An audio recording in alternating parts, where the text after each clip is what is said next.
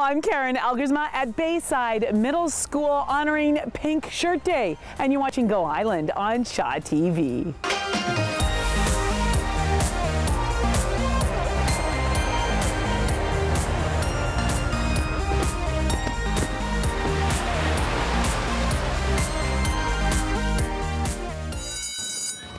Hello, thank you so much for joining us on a very special edition of Go Island. It is Pink Shirt Day, and as we enter 2015, we are still dealing every day with bullying in every area, from classroom to cyberbullying to bullying in the workplace. And we are here at Bayside Middle School on the Saanich Peninsula talking to Vice Principal Steve Newlove, who I know, Steve, you over the years have been very involved in restorative justice, which we're going to talk about in a minute. But let's begin. As a Vice Principal of a middle school, what do you observe is going on right now as far as bullying? In fact, let me step back. What is bullying?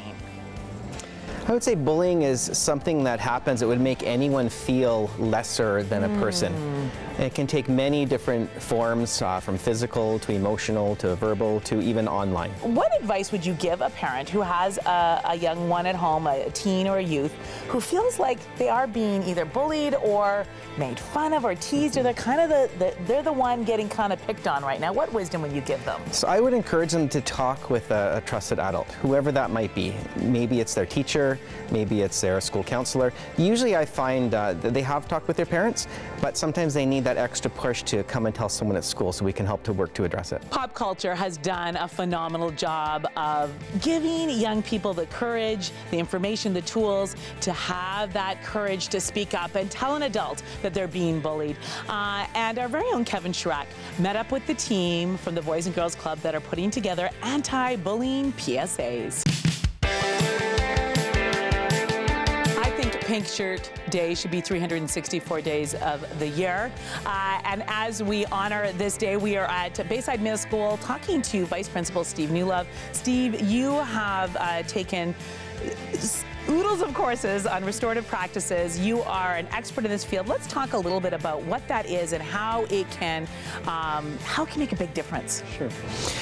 Restorative practices believes in restoring community to a disconnected world. We often think that we're more connected with our technology, but as far as relationship goes, we are hardly connected. And this is something that brings people together face to face to help resolve issues. And restorative practices believes in doing things with people rather than to them or for them. Really, we want to get a win-win situation out of attempting to resolve conflicts. So I've been involved in restorative practices circles for many years, both at the high school level and at the middle school level, and I've found the most powerful circles we have done have been in regards to conflicts or even very serious bullying situations. Really? Creating a safe environment where the person who's being bullied feels comfortable to meet with the person who's bullied them.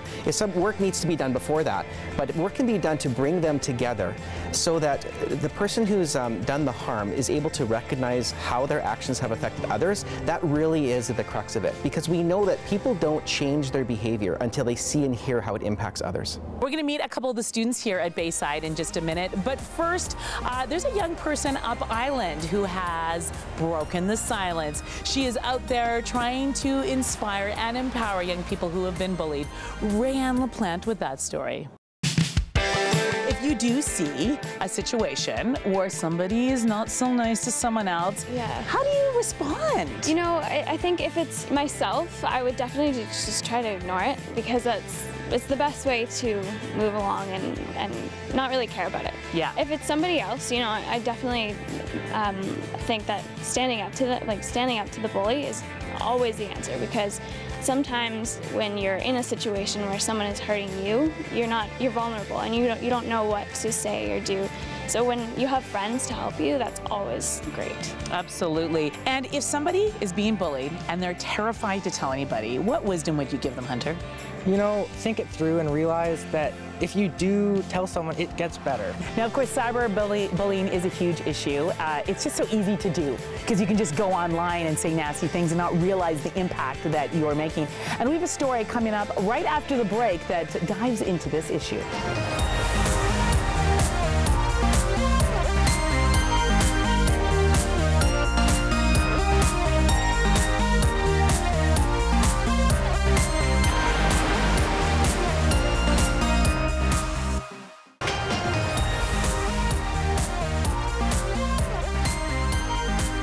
sporting a very pretty pink shirt as we honor Pink Shirt Day and bullying awareness happening all week.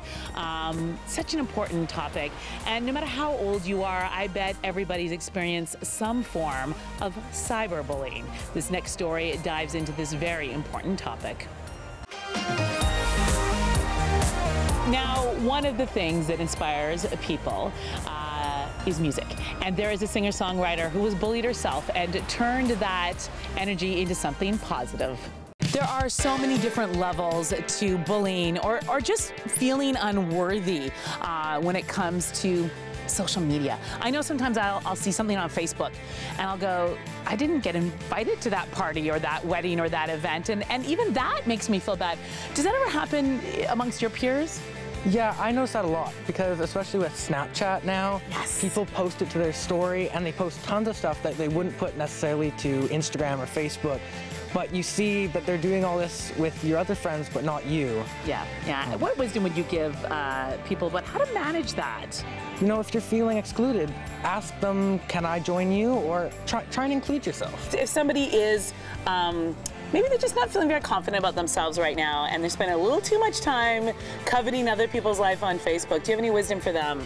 You know, just love who you are and don't worry about what other people are doing or say, or just have fun with your life. You don't have to worry about them. Absolutely. My grandma always used to say, to compare is to despair. Now we have to take a very short break, but when we come back, Dan Kahn hits the streets to talk to you about Pink Shirt Day.